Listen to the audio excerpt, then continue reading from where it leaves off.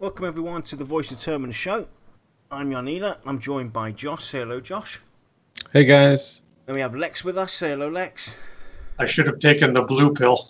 You should have, yes. And we have the lovely Fogzo in the background with us to pick up your questions and suggestions and ideas as we go through the show, as we usually do. Towards the end, we'll go through those questions that you put out there and talk about them. Say hello, Shy. Hello. And before we kick off the show, I want to say, in front of everybody, a wonderful happy birthday to my wife. It's her birthday today, so happy birthday, love. Happy birthday. Happy birthday. I don't know how you put up with him. So, another year. Another year, yep. Another grey hair. Boy, you are cruising for a bruising. Oh, yep. I'm expecting it. So, not in a good way either. Today's show's on appearance and gear. And we're going to look at all aspects when it comes to this. Everybody always wants to be that unsung hero. You know, the guy in charge, the guy in the forefront, the guy that looks really good, who can do everything. And we know that Pantheon's not going to be like that. You know, it's going to be a challenging game with a core focus on grouping, where you're going to have to rely on your members in your group.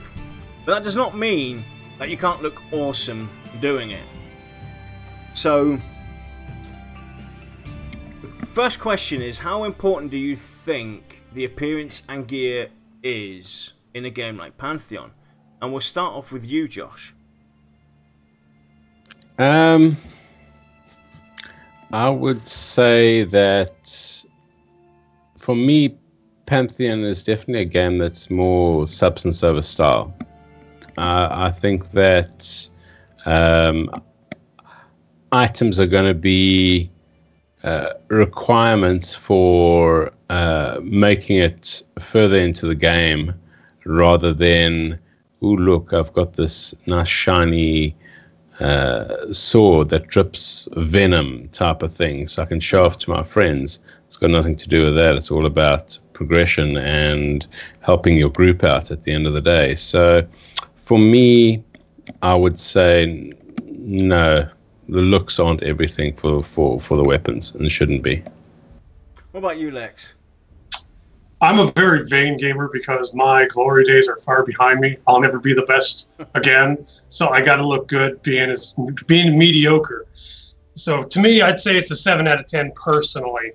But in terms of what I look for in a game, it's nothing that I really concern myself with. Yeah, for me, I'm kind of in a mix here. Some gear should look good and should kind of stand out towards others, depending on who you are, what you've achieved in the game. And for me, what's really important, what I really hope that happens, is that crafters become a major component when it comes to appearance and gear in Pantheon. I really hope that the crafters will have the opportunity and the availability to create unique looking armor for the individual player out there. So let's go and have a look at the different types of gear that we commonly know that we will find. You've got your crafted items that your crafters you generally craft.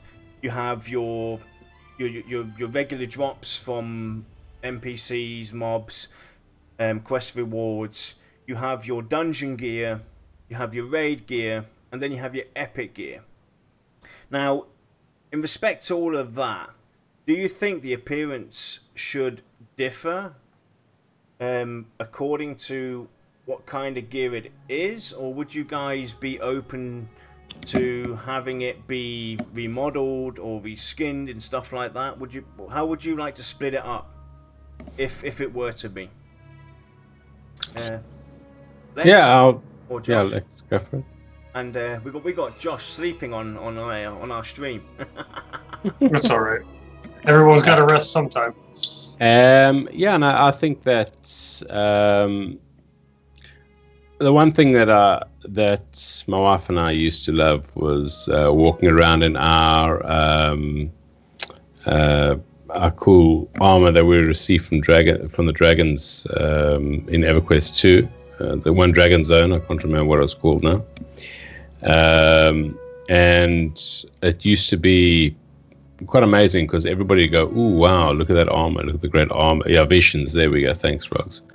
And it was such a good feeling, saying you got the first one, you get the chess piece, and they all fitted together and looked great together.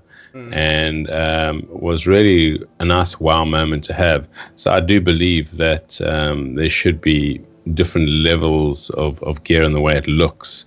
Obviously the top gear should really sing above the rest of the stuff. Alex, what about you? I definitely think there needs to be a visual distinction between the rarities, because when you think a common item, you don't think it's anything special. You're not going to see intricate engravings along a sword's blade, or like carvings of griffins and dragons wrapped around your shoulders in an armor that's just a plain iron chest plate. The name doesn't suggest that.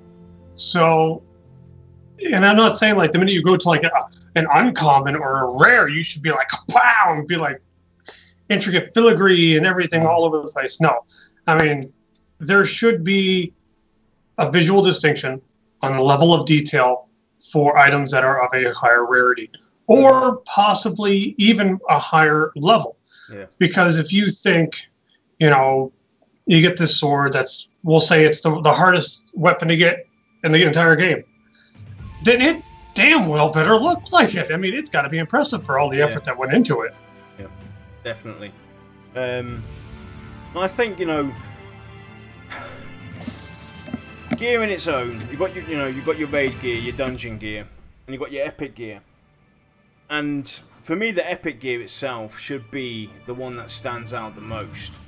Your epic pieces that you can acquire throughout the game over the years, if they do multiple epic gear, that should be the standout item itself. Your raid gear should have its own appearance and attire to it.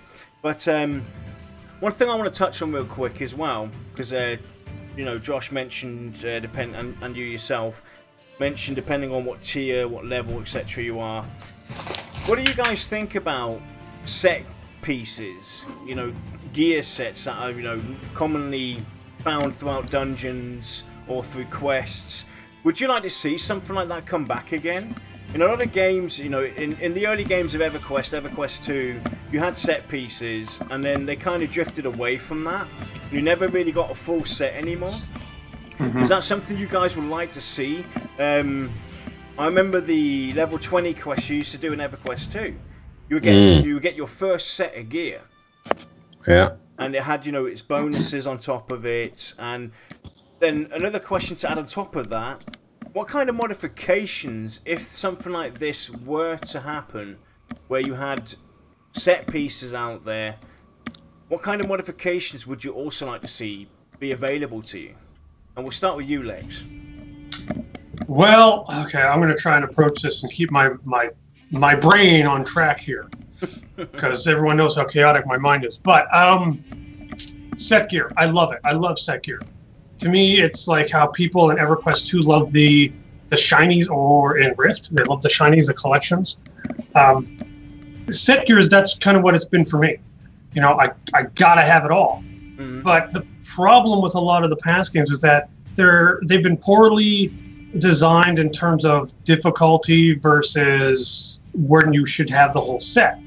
Because if you look at, just as an example, EverQuest 2, by the time you get an entire set of gear from a dungeon or a quest or whatnot, you have so massively leveled that thing that it's not even worth using, Yeah. So then it sits away in your house, and it's like, woo, that was worth it. So if the effort to gain the entire set stays on level for when it is supposed to be useful, so that I can still get use out of it, oh god, yeah, I will just sit here and drool at my monitor as I look at my set bonuses. Yeah. In terms of like modifications and stuff, I love the set gears that usually go up in tiers with how many pieces you have for different bonuses. I like that because that also allows me an extra layer of customization in terms of I get to mix and match sets to get the bonuses I feel are the best fit for me. And it makes you want to go out and find those as well. Exactly. Exactly. Yeah, and that's it. And I hope Pantheon take it a step further than what you're saying, Lex, in the sense that they incorporate crafter patterns in where you have to find legendary patterns maybe that'll make up the one or two pieces for that set gear that you require. Oh yeah. And those type of things, when you incorporate multiple ways to find the gear or obtain the gear at the end of the day, so it becomes a quest in itself, an exploration in itself to find these sets. So I want to quickly touch something you said, Lex, about outgrowing the gear. That's one thing that's always bugged the hell out of me as well. You go after these sets, and in most of these games nowadays, you've only got about a year. You've got about a year to get that gear, and if you haven't got it, then there's no point going after it because the next expansion is coming out. You're going to be chasing that gear afterwards anyway. So, what about adding gear that grows with you? I like it. A kind of functionality where you can kind of level up your gear. So you might find that epic looking cool Dialord set gear or that piece of armor, and it doesn't matter if you found it at level 10 or level 30 or level 50 or whatever. When the game expands and you grow in character, you can go to maybe we just lost Josh. Josh has to reset his Skype. It went all bonkers on him. All right. So I'm sorry about that. We'll have Josh right back. So I'm trying to catch my thought here now. Here we go. So find have something that crafters can do. Implement the crafters into this as well, where you have to go to a crafter, you have to obtain certain items and materials, special materials to kind of level up your gear. Because that's kind of something that I know it's a fantasy game, but they have to put in loot and all this cool stuff for us to go out and find and wander and everything. But when I always compare MMOs to the movies as well. When I'm watching fantasy movies, the hero in the film's always got that one set of gear, and he'll mess around with it and he'll fix out the dents and add stuff to it, and that's kind of something that I always found pretty appealing and would be a refreshment. It's not something you would it's not something you have to do or they should only do. They should offer this though as an option as well. If you find that one set of gear that you think is really epic, then you can opt to keep that gear, and for a lot of money or a lot of materials and going to the different crafters, you can maintain that gear to the equivalent of your level, maybe taking other items and breaking them apart and adding those stats on with the risk that you could lose it as well. So that's something I thought I would really love to see, is ways that your gear actually grows with you and levels up. Yeah, and another aspect and risk to that situation is that if you're in level 5 of a deep dungeon or whatever, you die and you have to go and get your gear, you're going to think twice about taking the risks and might have to end up struggling to get your gear back that you've joined. It would definitely add to the challenge aspect of things. You'll be paying more attention to what you're doing in the group, because you don't want to lose your gear that you've just got that you think is really cool and you're going to be using for 10, 20, 30 levels if you can level it up. You're going to actually be real cautious on what you're doing. You're going to make sure the group's doing their thing, everybody's taking care in everything that they do. So it adds to that challenge aspect of things as well. Yeah. See, I have always been bothered by the fact that I'll work really hard to get a set or quest for a very special item, like the those of you who remember Rangers in EverQuest 1, the Fadar Thunderbolt, I think it was called, it was a pain to get. And when you got it, you were so proud. But, you know, the minute you go to any other place that's not in vanilla, you can find something better. Yeah. Or, you know, or a prime example would be, WoW. If you went and got Thunder Fury and then Burning Crusade comes out, you kill, like, the first Hellbore you see, and it drops a sword, and it's better than the Thunder Fury, which is legendary. Yeah.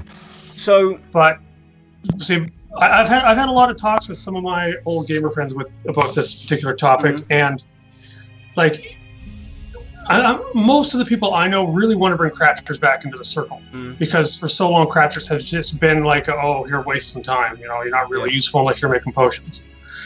And you know, what if you could take items that you no longer want, like it could be trash, whatever, to a crafter to salvage or dismantle them for special items that you can use to possibly upgrade these items. That's exactly what I was going to suggest now, where you need maybe, as you know, like for every expansion, you would get new gems, new metals and things like that you could harvest.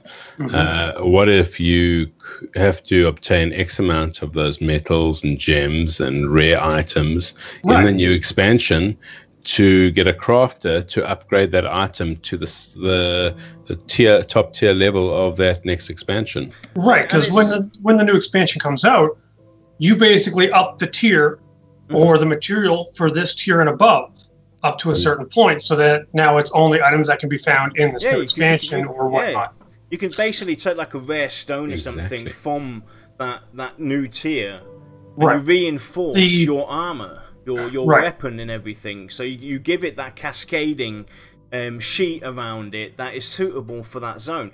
That's another thing, you know, also to touch on as well, is when you go into raid dungeons, for instance, you get that raid gear, that dragon scale plate armor and whatnot, and then the new expansion comes out, and that gear is pretty useless. Excuse me, that's dragon scale armor. Right, it's a big deal. It shouldn't be useless regardless of what tier it came from.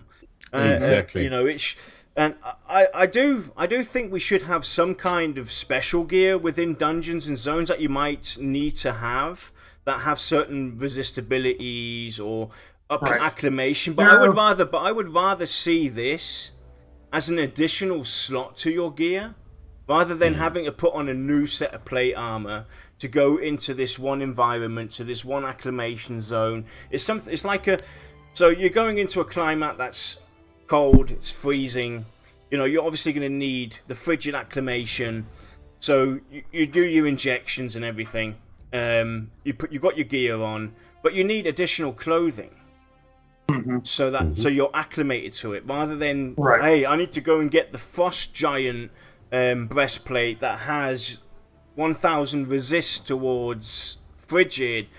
I'd rather have an additional slot where you can, you know, kind of add trinkets to your gear. Yeah, where your gear actually goes up in levels, so that maybe if the gear is like level 10 or something like that, it gets an extra slot which you can put stuff in. Level 20, a second slot to put more stuff in, etc., etc., etc. Maybe gains something that it's never had before. When it hits a certain level. I can only think of one major issue with that. It's that we do know that there are going to be instances where resist gear is going to be very beneficial. Yeah. Wearing resist gear, which is primarily all resist and very little stats, into a dungeon run is almost suicidal. So leveling up resist gear would be increasingly difficult. But at the same time, you still have to do it because of what it's used for. There is a small workaround where it's like, oh, I'm just going to wear the gauntlets in this dungeon run, level it up, then next time I'll wear boots or whatever. But I would be afraid that would become far too tedious for most players. Yeah. Fair enough. No, because you've got certain classes and everything in your group that should be able to boost up your resists against going into that dungeon You know, the wizard, the summoner, the druid, the shaman, the cleric, you name it, the dial, anybody, you know, who has certain resists should be able to at least boost the group. And then you've obviously got your alchemist that can create potions. That's where resistibility should be put into play. Put the players, you know, the classes in that retrospect, and put the crafter themselves into that area of expertise, and worry less on resistance gear. If you're going to add resistance gear, add it as an additional setup. I would much rather see stuff like resistance gear be done through augmentation or through mana crystals or whatnot. Because, well, let's face it, we all know how I feel about the acclamation slots, and I'm not going to get into that. But I mean, yeah, I know. If you were to allow crafters to upgrade gear, you know, there's a couple benefits here. One benefit is that you get to look exactly how you look. If you're attached to your sword or your armor or your helmet, whatever, that's great. You can keep it with you. You know, that generates additional attachment to your character and thus the game. You get items out of the economy because people are going to want to dismantle a lot of this stuff so that they can get whatever items are needed to upgrade said item. Obviously, the drawback here would be that the designers have to actually think of a reason or a way to make new gear in expansions or higher level gear more appealing so that people will want to replace it. And I mean, there's lots of ways you can do it, but you got to be very careful. I would also like to see your armor, for instance, having multiple layers to it, so that if you do replace it with something that's, for instance, shiny, there's certain spots on that piece that you really like to still appear in its appearance area, but still have the shininess from that new piece that that is an upgrade, so to speak. So the one is an appearance gear, the other one is underneath that type of thing. So what about this? What if you put on, say, we'll just use an iron breastplate, brand new, nice and shiny. Over time of getting into fights, and you could do this with an arbitrary fight, like in combat counter. The more fights you get into, the dirtier, the dented, the more scratched up it looks, until you go to a crafter to fix it up. What about, you know, that's actually, you know, there's a lot of chatter on degradation of gear. Oh, I'm not saying degradation. I'm saying just the appearance. No. But what I'm saying is just to add to that though, that would be a cool way to add the degradation to it as well. You know, the dirtier your gear gets and the more dented and everything, or torn, then you know, hey, guess what? You know, it's a visual appeal as well. I've got to go to a blacksmith or to a tailor or whatever and get my gear sorted out, kind of thing. You know, it's another. I think that would be pretty appealing, and would add a little flair to it, rather than just going to the mender, paying your 10 gold or whatever it is, and boom, you know, he starts banging the hammer and your gear's sorted out. But hey, guess what? It doesn't look any different. That would be pretty cool to add into it as well, if they do something like that. But the reason why I'm bringing this up as well is because if I get my epic, or you get your epic, or Lex gets his epic, or Shy, or anybody in chat gets your epic, that's your epic. It took you a long time, a lot of sweat, a lot of tears, a lot of deaths, a lot of hours, a lot of bargaining. A lot of bargaining to get. And it would be a shame to see that item go to waste when the expansion comes out, because it's a new tier, there's new materials out there, there's new gear, there's new resists out there, there's a new acclamation out there, there's new this and that out there, and your gear is pretty useless. That's one thing that really bugged me. It's an epic piece of gear. It's, you know, it should be something that I should be able to carry with me throughout my epic adventure. You know, and it was always something that bugged me. You know, why only one piece of epic gear?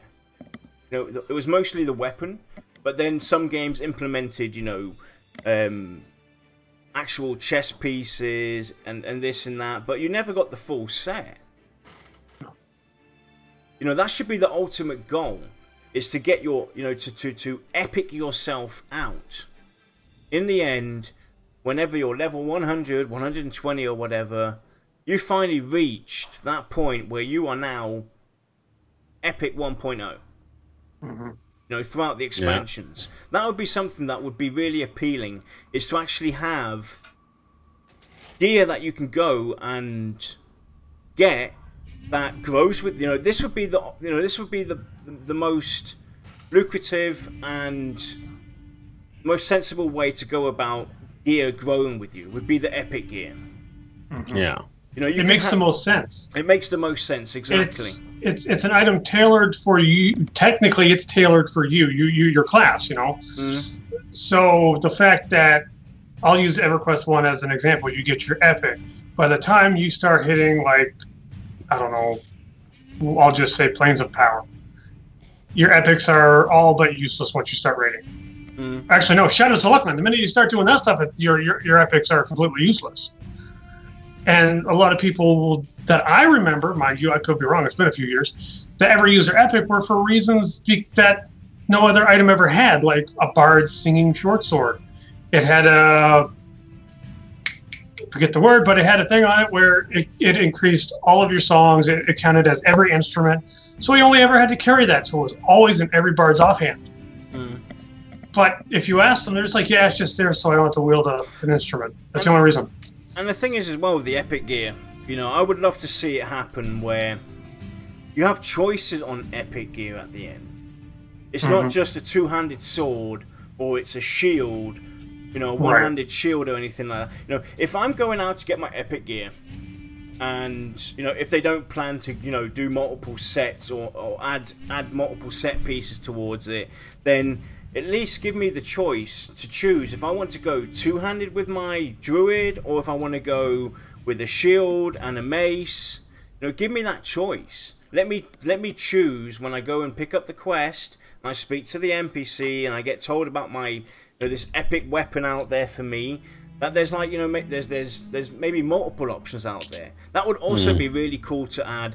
Is give us a bit of So long as you can wear it, though. So long as you can wield it as your class. Don't just add that one piece of gear to go after.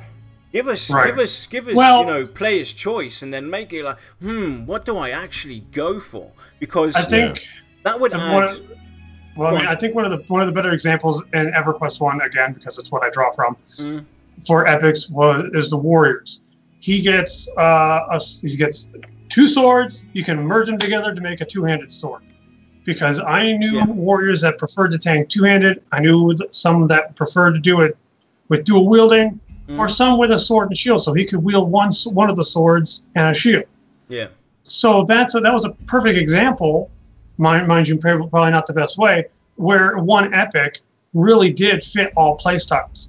Whereas everyone else's epic, it was just like, it's technically on a higher curve of stuff of its level, so enjoy. Yeah. This is, the epic should be something really special, and it should be really hard to achieve, and it should have that look and feel to it, and it should be something that grows with, or where you have the option to upgrade it, grow with it, and so that it's always on par. Obviously, yes, that's gonna, you can still take another sword and everything as a backup or as an alternative because it's got different stats on it, but the goal should be to go out there and seek these epic pieces of gear, and then that would be a really cool challenge as well. The first person to be fully epicked, wow, wouldn't that be a sight to see?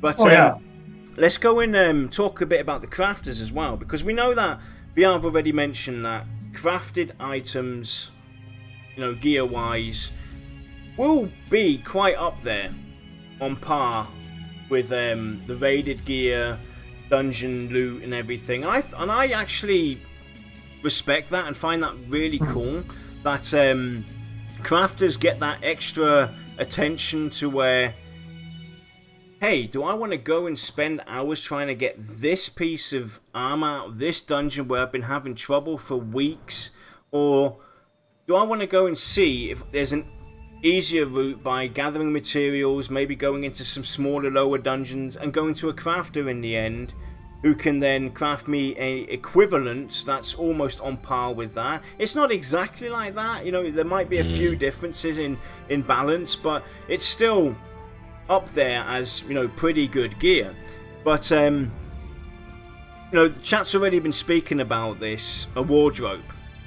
And this is something that, you know, somebody brought this up in, actually somebody, Sakes, I think his name was, brought this up a long time ago, and we've done a show on this already, or talked about this in, you know, on and off, is having a wardrobe. Now, the way you have to look at this is there's two ways to do it. Either give it to the crafters only, or let it be something that's, you know, every player can acquire, where you create your wardrobe, and you go to a crafter, and you've already mentioned this already, Josh. You know, finding patterns out there in the world. Yeah. You know, that you can find. And then you basically go to this wardrobe and you design your gear piece by piece. Once you've got the set together, you go to a crafter. He tells you, I'm going to need this, that. And, you know, we already mentioned this as well a long time ago. Adding the other crafters in there as well to add, you know, reinforcement to it. So let's say, for instance, you've got plate armor. Now you've got your plate armor designed by the blacksmith. You now go to the weaponsmith, he creates your weapon for you. You go to the woodworker, who creates your shield or whatever. And then you go to the tailor, who creates like an extra padding that gives it an extra defense bonus and stuff like that. But, you know, I think a wardrobe would be pretty cool to have. And that brings me to the next point as well. Dyeing your gear. Well, I just want to take a step back and just to that previous point. I think it would also be pretty cool is that, firstly, as a crafter, you would actually have to study those epic pieces of gear that come back from dungeons, because you might not have seen them before, and you studying those will give you a certain percentage success rate to craft something similar to it at the end of the day, number one.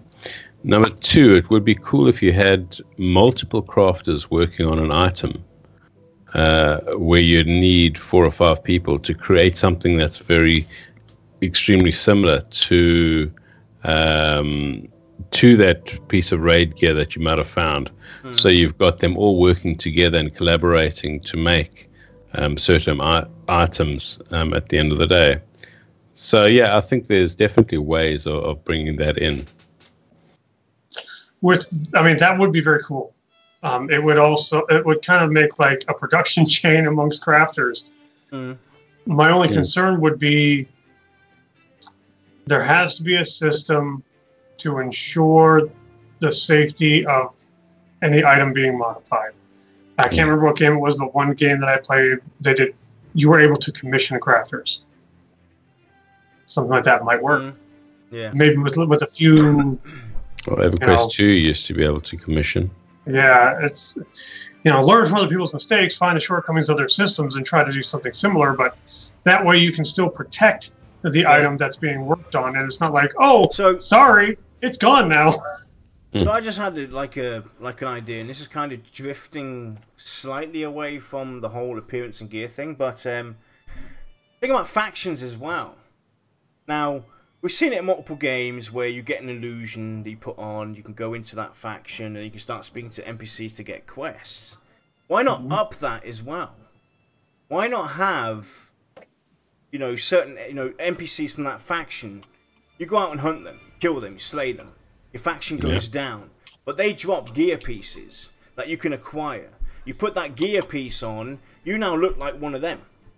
And now you can go and stroll in there. Add that to the gear and appearance system as well, where you have to actually go out and find certain pieces of gear by fighting against certain factions for you to actually go in there and start the quest line, rather than just, you know, getting an illusion or just, you know, grinding faction for the love of God for the, you know, 100th time to get in there.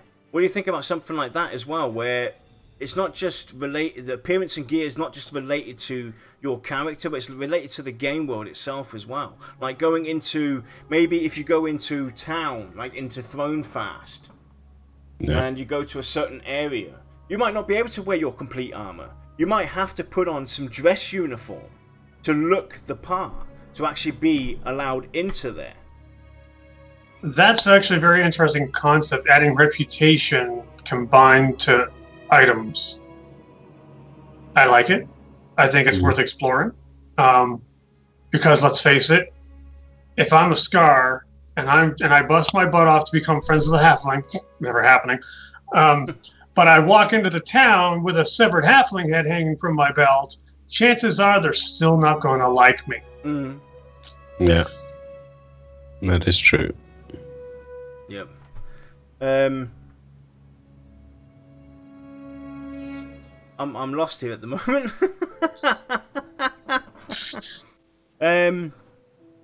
So trying to quickly catch my thought. I had something a minute ago. Josh, what about this? If there's cosmetics to armors, how far is too far? How far is too far cosmetics to armor? That's a good question. So how far is too far? Josh, you want to go? I'm losing my thought here. Yeah.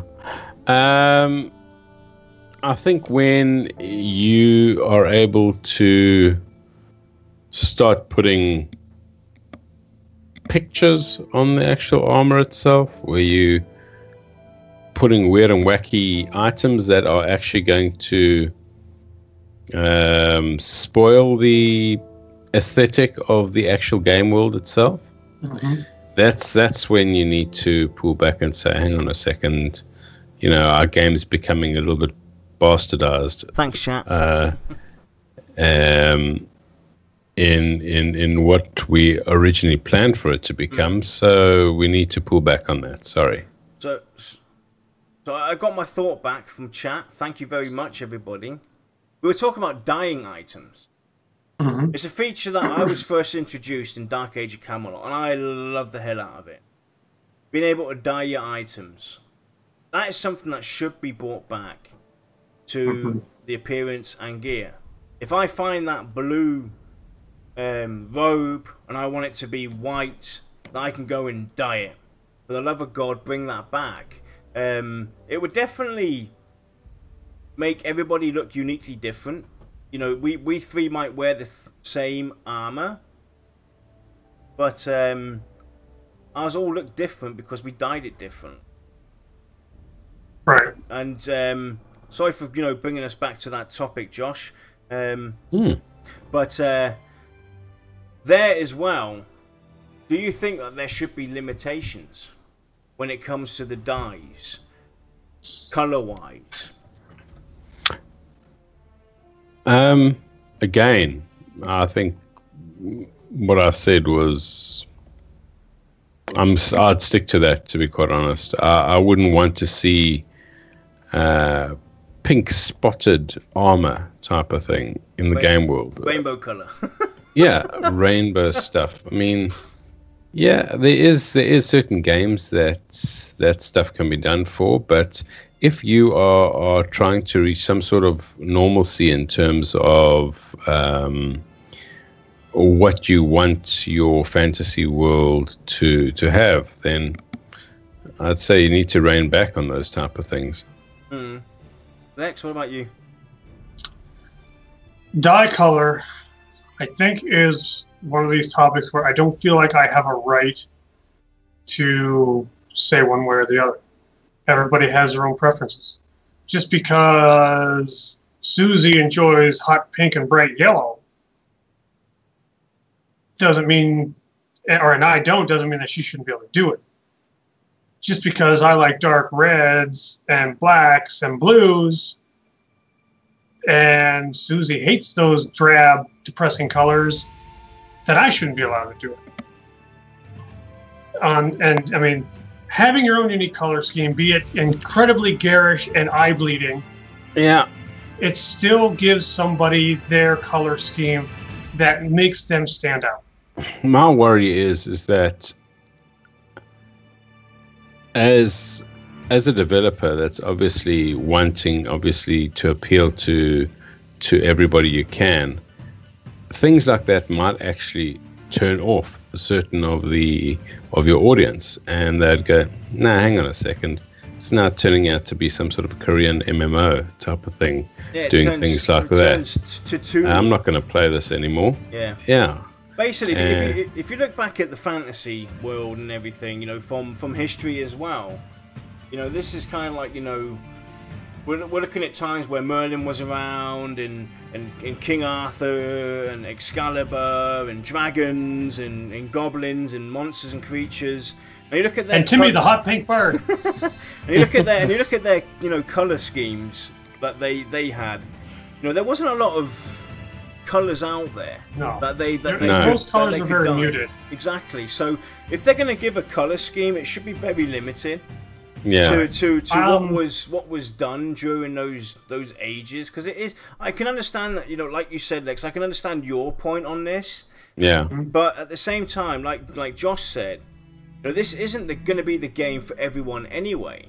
No. You know, so well, they should be in their right to kind of limit stuff like that as well.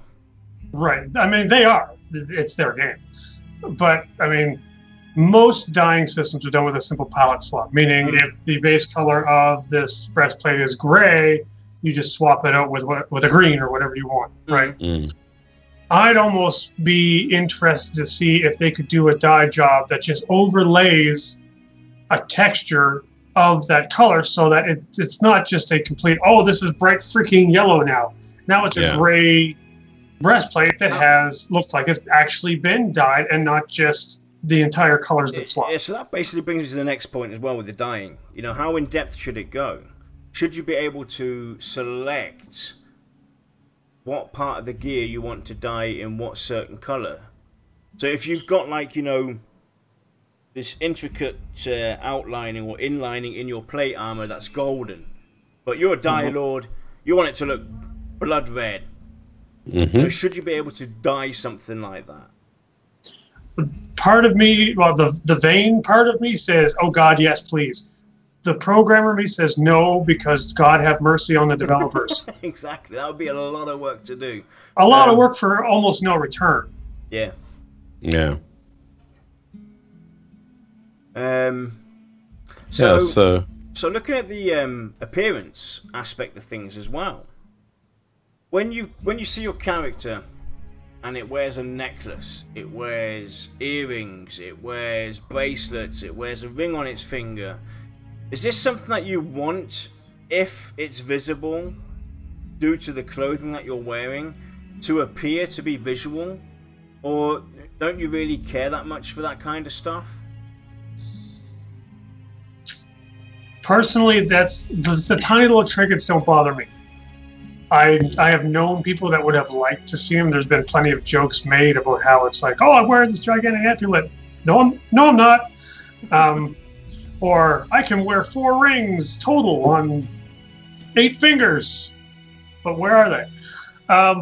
It's one of those things where, I mean, if you had the option to turn it on and off, I think especially the role players would just flip out and love you forever. Yeah. Yeah. I agree. If you can visually show it somehow, then do so. It must be a hell of a job, though, for a graphics artist or developers to actually get that right at the end of the day. I think attaching it to the model so that it moves correctly with the character would be the biggest issue. The thing is, with smaller trinkets such as earrings or rings, you can do a lot with very little. Like, you can take just a plain old square and it's like, oh, look, it's a diamond. You can put a line or two through it, and now it looks completely different because it's so small and you can't see the detail with that much clarity. Yeah. So another one that we've talked about, you know, during our raiding show and other crafting shows as well, just to bring it up because we're talking about appearance and gear before we come towards the end for this one. There's some, you know, you sometimes go on a raid, you see this epic looking boss that's wearing epic looking gear, or, you know, you see some sort of faction wearing, like I mentioned earlier on with the faction, you might see some faction out there wearing some really cool gear. It looks really neat, you know, hey, this would be great for my ranger. I would love to have my ranger be like that. Would you like to see something along the lines where, Obviously, there's a slim chance you're going to be able to do it. It's going to have a very slim drop rate. But if you down a raid boss, for instance, he has a slight chance to drop his pattern of gear that you can then, you know, sell off for DKP or for a lot of plat or whatever. And you know, to some lucky winner, and he gets, you know, that set of gear to run around and look awesomely epic. You know, he's going to be one of a kind. You know, it's not going to be everybody's going to be running around with that raid mob's gear because it's going to have such a slim drop chance. But it's still going to be something that, you know, people go, where do you get that gear from? Wow, I never knew that drop before. Where can you get it? Yeah. And it kind of adds that little bit of Flair layer to it. Prestige almost. Mm-hmm. I mean, I like that. Yeah. Yeah, I like it because, well, it's like a whole other can of worms is how mobs don't drop stuff that they're carrying. That's a whole other ball of wax. But I like the patterns idea because that means raiding is now something crafters want to do too, or at least there's a reason for them to support the raiders because they might get this pattern in return out of their hard work. It means raiding guilds are going to want crafters. They don't necessarily have to raid if these patterns are tradable, but their efforts could count towards if they use a DKP system, for instance. Getting an item like that as a crafter would also make you very, very popular. You could pretty much name your price on, you know, a big spiky armor with flames and dark swirls around you. I'd be like, brother, name your price. I will give you a kidney if that's what you ask for. So quickly on the naming aspect, to add to this before Josh butts in, you just said naming. Some games have tried it before. Naming your gear. Certain gear pieces can be named. Name that gear. Would you like to see something like that? Or do you see a problem with that later on down the road when it comes to people just going absolutely bonkers with ideas for whatever they want to call their best piece? I would prefer the item to earn a name versus being given a name, because I don't want someone to start linking in chat Jim Bob's sword of gnome fornication, we'll say. And you know, if you allow players to name it, you're opening up a lot of trouble. Yeah. You know, totally which agree. means you're gonna have to blacklist names. You're probably going to end up finding a lot of violations anyway, because people will use numbers and letters and different character sets and so on and so forth, in exhausting detail.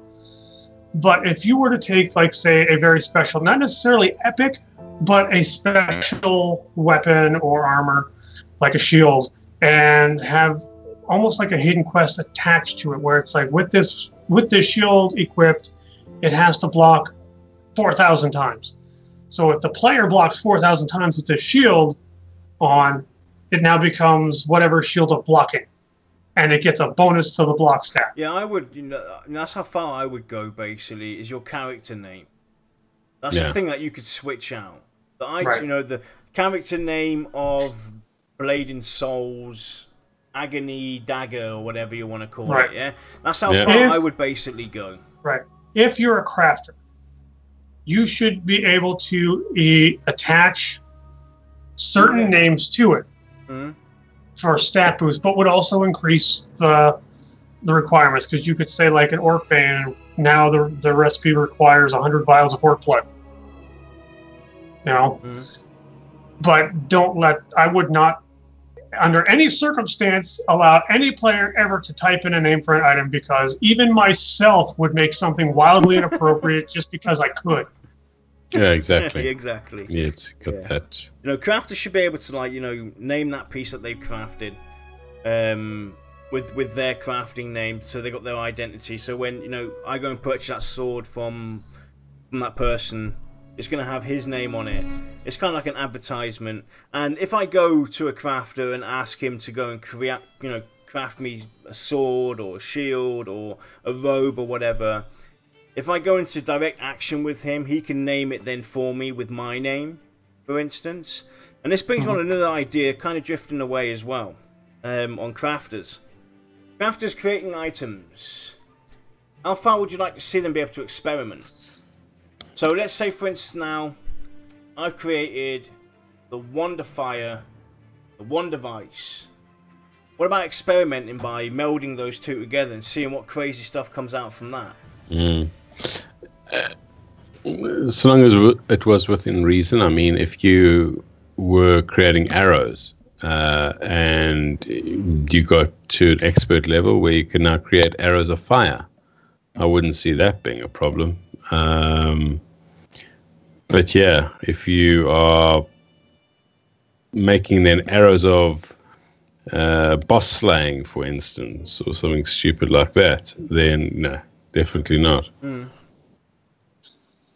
I think that they should be able to experiment, but they can do things to unlock new recipes. Now, that could be like a fire arrow would be just a basic arrow and some pitch. Boom, you figure out how to make fire arrows. If you were highly advanced in blacksmithing, you could start taking dragon blood and dragon scales and just throwing that as an additional item in a recipe to see what happens. Yeah. Maybe it becomes a bane weapon towards dragons. Maybe it becomes something that it procs like a breath weapon because there's so much parts of dragons in this thing. You know, I mean, you can go buck wild, even from the view of the developer. I mean, you can go nuts with this system. Yep, so we didn't quite finish the discussion quickly on the wardrobe before we bring in questions from chat. So the original idea was that either you as a player could like create your own wardrobe. You go out and get these patterns of you know, gear that you found throughout the world, and you put your set together. Now you've got the shiny breast, you know, got the shiny plate armor complete. But now Lex is a Dire Lord. He doesn't want it to be shiny. He wants it to be all spiky and everything. Spiky and bloodstained. Would you see it as a problem, or do you see a hindrance with this, or do you think it's a cool feature? If you could create, you take a basic set of armor and you go out and modify it by adding your spikes to it and everything, and you would have to go and acquire certain items from dungeons, from NPCs that drop these items, to bring to a crafter for him to mold these pieces to put onto your shiny plate armor to turn it into a spiky piece of plate armor. I would spend hours and hours and hours searching for a crafter that had a recipe to add spikes to armor. And I would pay them my firstborn child.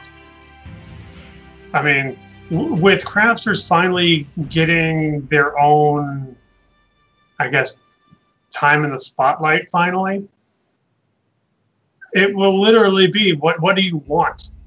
You know, if you tell me to go get 50 of these bars of some rare metal so that I can get the spikes on my level 12 armor, be like, I'm going to find a way.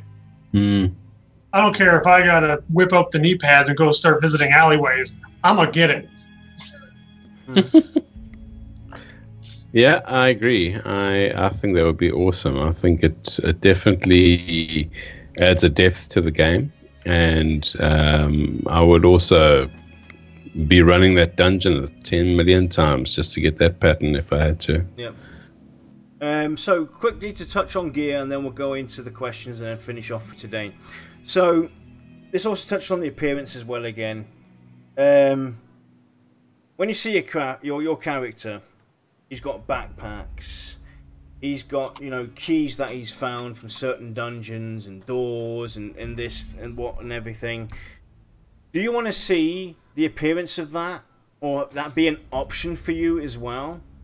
That you see, maybe, you know, you can have the choice to see that you've got your backpacks on. So you've got 2 backpacks maybe, and you've got a satchel on your side hip. You want to see a keychain where you have your keys on there. How would you know, is that something that you think, you know, hey, that would be pretty cool to have, or is it something that you think, that's just, you know, fluff, vanity, that's unimportant? Pure vanity. It is vanity. But I do think it creates individualization of your character. against any others, because you do get to a point in any MMO, I think, where every rogue is going for that midnight black armor of death, pieces of raid gear, where by the 6th month into that expansion, every rogue is looking like midnight and black at that point. So to change them and make them look different, it would actually be nice to get certain little bits of vanity gear to change up how they look to one another. I spaced out. Yeah, so, for me, I think like something like if they do have a keychain, once you've got backpacks is what you were talking about. Once you've got your keychain and everything, you've got your first key on there. I think it should be something that's kind of visual, because that adds to that, that stand out appearance. Because hey, I've got this key for this dungeon or for this door, and you haven't yet. You kind of like, people are gonna be looking. You're going, oh, how many keys you got on there? So you got like 12, 13, 14 keys on your keychain. It's gonna stand out, kind of thing, and it sparks conversation. Right. Well, I mean, with a key ring, I could definitely see, like, say you get your first key. So maybe you get a key ring on your hip that's got like 3 keys on it. That's the model for now. Then you get up to 10 keys, and now it looks like, a big fist of keys. I'm cool with that, and it's not that difficult. It's 2 models. And if you want to get real crazy, you put 3 different models, so with different amounts of keys on them. And like with the backpack, like that's an immersion thing. If for a role player, that's huge. For someone like me who doesn't really role play, but I'm still a vain person, and it would all come down to how in the way is the backpack of my view. If all I'm doing is staring at a backpack all day, I'd turn it off. Yeah. These are things, again, for me, where it comes down to optional. Optional. If VR decide to go real crazy and, add in all these things, then it should be options as well. It should be something that we can click on, off, switch around, how we as an individual player want to see it from within the game. Do I only want to see myself wearing this? Do I want to see others wearing it? Do I want to turn it off completely? Do I want to have just my shield showing, or my sword, or my quiver, or this, or that? Do I want to have the appearance of my keychain showing? It should be, clickables. I tend to agree, but again, for the sake of the programmer's sanity, I'd say just keep it simple. Like, do you want to see customizations? Yes, no. Do I want to see my backpack? Yes, no. Do I want to see auras? Yes, no. Stuff like that. It's like, we're going to have to do a second show on this. Cause somebody brought up capes. We need capes, stuff like that. We definitely do. You need to have your capes that are visual. It's the same with, like, when it rains. I want to be able to put on a raincoat and have that kind of showing that I'm wearing something that's kind of like, shielding me from the rain when I'm going through the forest. Give me that dark look. That's just me, though. That's vanity again. But right. It would be pretty cool to have something like that where you can turn on certain. That would be your acclimation gear, your weather gear maybe. But something we haven't even talked about, weather gear. Should there be something like that, weather gear? That'll be for the raincoats, stuff like that. Something that shields you from the rain or from the wind or whatever, or keep you nice and warm. We'll definitely talk more on appearance and gear once VR release information regarding towards that. But anyway, let's go and get into the questions from chat, and then we'll call it for tonight. Shy, you there? Yes, I am. Any questions, thoughts, ideas from chat? Really, most of it seems to be going back and forth, just chatting away about the different things. And we did have one question from Luxuriance asking if we are to have wardrobes, how do you envisage it? Envision? Envision it being applied in game. I can English! Would we carry the spare clothes? Would vanity add to weight? Do we have a bank called wardrobe? Those are very tough questions. Do you know, for me, it comes back down to the pack pony. There, I said it again. I want my pack pony. I keep telling you, I am not your pack pony. You know, I want to see us have something where you earn. Obviously, it's something you have to earn as a group, as a guild, or whatever, as a player.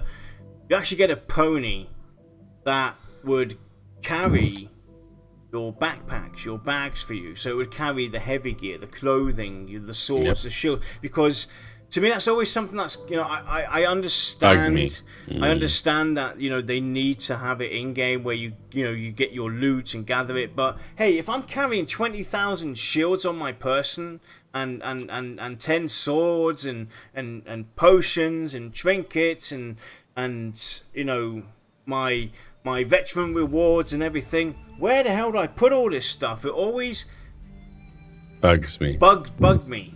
I don't, you know, it shouldn't. I know it's basically how the game works. You know, you got to have backpacks put in your gear. You want to get loot, but it's something that always bugged me. And that's why I've always said, you know, give me a pack pony. Let me carry a pony around with me with the group. Maybe it's something that, you know, we can rent from a city or anything like that we have to feed and everything. So we can add you know, a money sink to it. You can add a time sink, so you rent it for a period of time and everything, and then it wanders off or whatever. I don't know. That's how I would do it. Me, like with a pack pony, it would probably be one of those things where it can only be used outdoors. Bringing one in a dungeon is going to suck for everybody in the party. Then you run, you know, the whole, is it one that you summon? Is it always there? Because unless the pathing is perfect, it can be a real pain in the rear. I'd see it. Pain in the ass. A pain in the pack pony. You know, how I would handle that is similar to the rep bot in EverQuest 2. It's something that you would summon, and you could park it basically at a fixed position, and then you could basically, so it's a clickable. Right. But it's something that you as a group can acquire, and you know, the group leader or whatever is the one to summon it, and then everybody can click on it, put in their items, and at the end you go back to town, you pass out the items, you can go through the loot as well in peace. Right. Without having to argue for 10 minutes who gets that item and whatnot, or you know, do the round robin or greed before need. You can actually take that gear and then just, you know, have a time frame on it. You know, after you got that gear up to, what, I don't know, 12 hours, 24 hours. After that, you know, it goes kapoof. Maybe. See, for me, I don't remember what game it was, but basically you had to have another tab for wardrobe. You put one set of gear in that. It's just like a whole other equipment paper doll. And that was what you wore. Yeah. And if maybe you could go to a tailor's that is a specialized bank that's just for clothing. You could also do that as well, yeah. You know, you could have a tailor that, you know, that could even be something that the Theorycraft can offer to us players. A wardrobe where the tailor, you know, the tailor of your choice, after he's earned that right to offer out wardrobes, is something that you could earn again. This adds another time sink and everything, is something for crafters to do. He'll keep nice and, you know, take care of your gear for you that you found in your wardrobe. And that's it. And just one more thing to add to this as well. Do you guys want to see different types of gear as well? A lot of games have had DPS gear, defensive gear, you know, healing gear, you know, specifically towards healing, that buffs or everything that's towards your healing. Do you guys want to see something like that? I would like to see unique gear designed with a certain purpose in mind. So I'm saying yes, but at the same time, that also means that I want to see a lot of gear that is well-rounded and not specialized. Josh, to you, mate? I would say yes. I'd like to see gear that's maybe you'd have a set of gear that is built specifically to increase maybe movement, or built specifically to decrease debuffs on you, type of thing, where it's specialized resist gear. And not built around just the plain old DPS, etc. So yeah, I would like to see that in game.